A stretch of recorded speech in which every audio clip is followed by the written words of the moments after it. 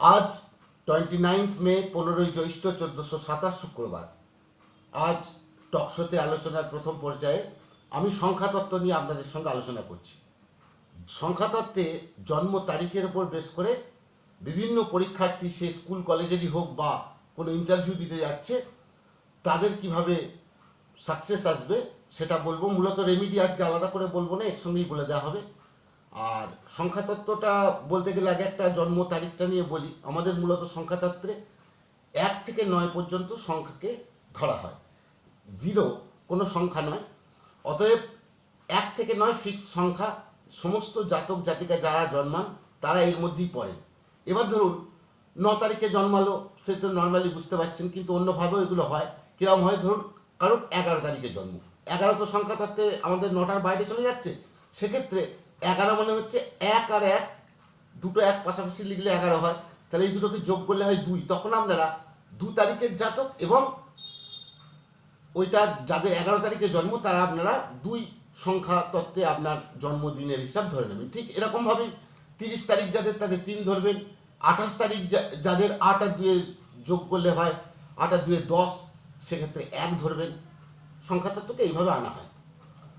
তাহলে মূলত 1 সংখ্যা যাদের জন্ম 1 তারিখে বা 1 যেভাবেই হোক, যে সংখ্যাটা আসবে যে পদ্ধতিতে বললাম, সেই 1 সংখ্যার জাতক জাতিকারা যারা পরীক্ষা দিতে যাবেন তারা লাল ও গোলাপি রঙের পোশাক ব্যবহার করবেন।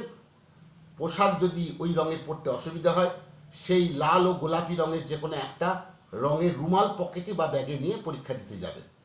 আর যে পেনে লিখবেন সেই পেনের আনসার শিট, যেটা যে কলমের মাধ্যমে দেবেন, তার কালিটা হবে, সেই কালির কালারটা হবে কালো। তার মানে রেমিডিও বলে দিলাম এর সঙ্গে। 2 যাদের, ঠিক সেইভাবে 2 যাদের জন্ম সংখ্যা হবে বা 2 তারিখ যেভাবেই হোক, তারা সাদা রঙের পোশাক পরবে এবং নীল রঙের কালি দিয়ে পরীক্ষার আনসার শিটে উত্তর দেবে। 3 যাদের সংখ্যাতত্ত্বে যারা 3-এর জাতক জাতিকা হবেন তারা সোনালি রঙের পোশাক পরবেন, অথবা সোনালি রঙের পোশাক পরতে অসুবিধে হলে সোনালি রঙের কোনো রুমাল ব্যবহার করবেন। মেয়েরা কোনো ফিতে টিতে ব্যবহার করতে পারেন বা ব্যাগের মধ্যে রুমাল রাখবেন, এবং নীল রঙের কালি আপনারা পরীক্ষার আনসার শিটে ব্যবহার করবেন।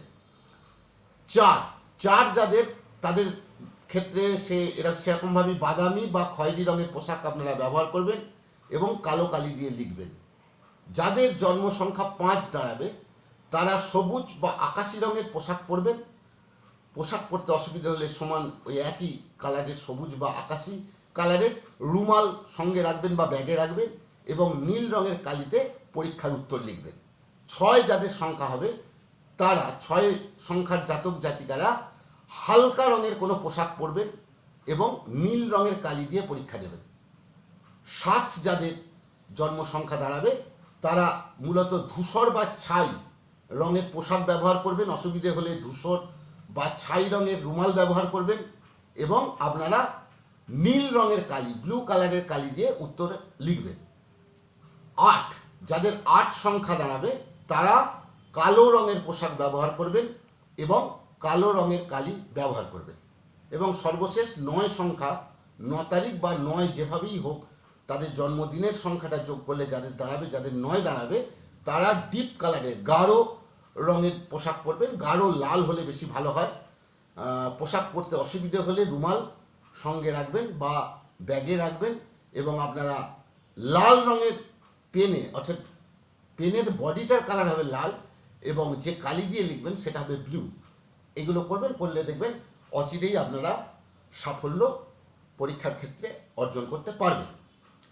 এই ছিল আজকের জন্মদিনের সংখ্যা অনুযায়ী সংখ্যাতত্ত্বের নিরিখে আপনাদের পরীক্ষার্থীদের যাতে শুভপ্রদ ফল লাভ হয় তার রেমেডি সহ বিষয়টা আমি আলোচনা করলাম।